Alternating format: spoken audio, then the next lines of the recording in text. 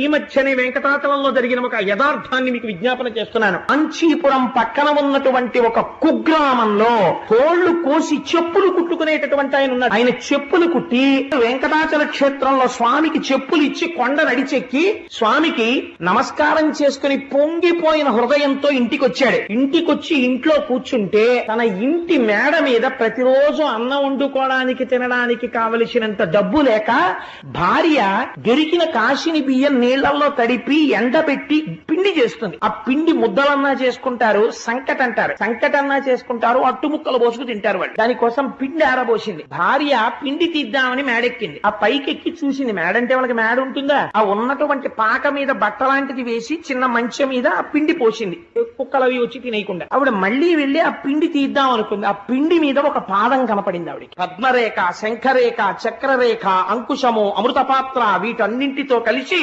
వెలిగిపోతున్న పాదముద్ర ఒకటే ఆ పిండి మీద కనపడింది. ఆవిడ చూసి ఆ పాదముద్ర చూసి పొంగిపోయి ఏమిటి పాదముద్ర అని భర్తకి చెప్పింది. ఆయన వచ్చి చూసి ఈ ముద్ర చూస్తుంటేనే అవ్యాజమైన ఆనందం వస్తోంది. పెద్దలు పంతులు గారిని ఎవరినన్నా తీసుకొస్తానని తీసుకొచ్చి చూపించాడు. తీసుకొస్తే ఆయన చూసి అయ్య బాబో ఇది వెంకటేశ్వరుడి పాదం రా అన్నాడు. వెంకటేశ్వరుడి పాదం పిండి మీద పెడితే ఆయన ఏం చేశాడో తెలుసా అండి? నాకేమొచ్చు, నా స్వామికి వచ్చి చెప్పిస్తాను. నా స్వామి కాలి సైజు తెలిసింది. మొన్న ఇంత చెప్పులే పట్టుకెళ్ళా, ఈ సైజుకి సరిపడ చెప్పు చెక్కుతానని ఒక తోలు పట్టుకొచ్చి తాను చెప్పులమ్ముకు బ్రతకవలసిన వాడు ఉన్న తోలు దాని మీద పెట్టి కోసేశాడు. ఒక్క చెప్పుకే సరిపోయింది. ఒక్క చెప్పు అందంగా కుట్టి తల మీద పెట్టుకుని నడుస్తూ వెంకటాచలం వెళ్లి కొండెక్కే మార్గంలో ఇచ్చేస్తానన్నాడు. అదే సమయంలో శ్రీకాళహస్తి దగ్గర వేరొక చెప్పులు కుట్టేవారింట్లో కూడా ఇదే పాదం పడింది. అక్కడ ఎడం పాదం పడింది, ఇక్కడ కుడి పాదం పడింది. ఆయన చెప్పు కుట్టి తల మీద పెట్టుకుని ఇద్దరు ఒక్కొక్క చెప్పే పెట్టుకుని కటిక దరిద్రులు చెప్పులు కుట్టమ్మేవాళ్ళు చెప్పు పట్టుకుని ఇద్దరు చెప్పులు పట్టుకుని ఏకకాలమునందు కొండెక్కే మార్గం దగ్గర గుడికి వచ్చారు. ఇద్దరు చెప్పులు తీసుకొచ్చి అక్కడ పెట్టారు. ఖచ్చితంగా సరిపోయే కుడి పాదానికి ఎడం పాదానికి.